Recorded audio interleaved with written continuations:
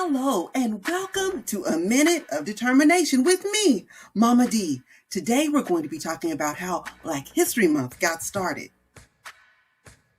While studying history at Chicago University and Harvard University, Carter G. Woodson noticed that Blacks were missing from books and when people talked about history. So he and Jesse Moreland together started the Study of Negro Life and History group.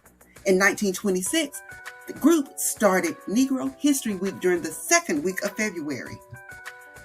50 years later, in 1976, President Gerald Ford made February the official Black History Month. Thank you so much for spending some time to learn about Carter G. Woodson's determination to make Black History Month a part of world history.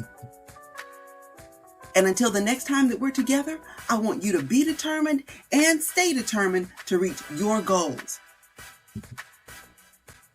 And remember to like, subscribe, and share, and visit any of our social media pages and our website, mommadetermination.com.